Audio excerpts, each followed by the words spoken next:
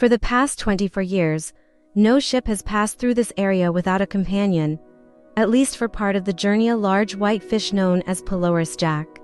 The first time it was spotted leaping out of the sea from a distance, but in a moment it swam across the water right in front of the ship. Sometimes it would only pop out of the water for a moment and swim ahead, then disappear from sight.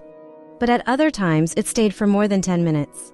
But no matter what type of ship crossed the Sound, whether day or night, Pelorus Jack was always there to help. In 1642, navigator Abel Tasman became the first European to discover a group of islands in the South Pacific later known as New Zealand.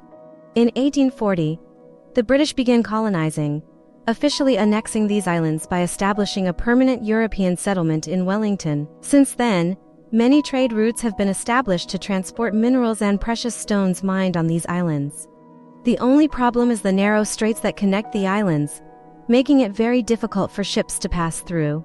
Strong currents push ships into rocky outcrops and cause damage, as sailors cannot know the location of water whirlpools. Ships of the 19th century were sturdy but could not compare to Mother Nature. Dolphins were still often seen in northern New Zealand, but there was a special dolphin that sailors saw as a true savior. The dolphin was first spotted in 1888 when a merchant ship was approaching French Pass, a famous dangerous strait between D'Urville Island and the South Island, on the route between Wellington and Nelson. When crew members saw the dolphin leaping up and down in front of the ship, they wanted to kill it, but the captain's wife prevented them. To their surprise, the dolphin then guided the ship through the narrow channel.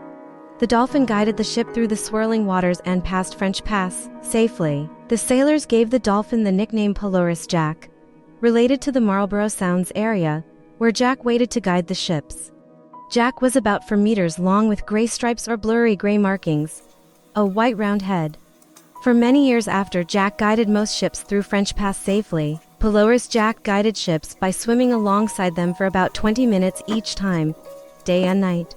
With rocks and strong currents, this area was very dangerous for ships, but no shipwrecks occurred when Jack was present. Pelorus Jack was extremely accurate and brave as he cut through the waves in front of the ships and guided them. After a few years, sailors wouldn't even go through French Pass if Jack wasn't there to lead the way. Unfortunately, its fame also made it a target for malicious acts. In 1904, a drunken sailor on the SS Penguin shot Pelorus Jack and injured it. Fortunately, other passengers screamed to warn the crew to control him. After that attack, Pelorus Jack disappeared for a few days and then returned with scars. Since then, the legendary dolphin has never accompanied the SS Penguin again. The public demanded that the government grant legal protection to Pelorus Jack. By 1904, Governor Lord Plunkett issued an order banning the hunting of this legendary dolphin in Cook Strait and adjacent areas, accompanied by fines ranging from £5 to £100. As a result, New Zealand became the first country in the world to legally protect a single marine creature. No one knows exactly how Pelorus Jack died. When it was old, it surely swam slower, and passing ships often slowed down to follow its old companion. But in the end, the dolphin disappeared. The last sighting is believed to have been in April 1912. The legend of the guardian of the sea Pelorus Jack continues to leave its mark in the modern world.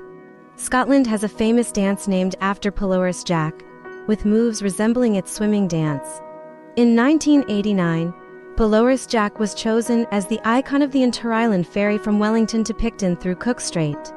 In 2016, a life-sized bronze statue of this dolphin was cast and placed on Kalinet Point overlooking French Pass.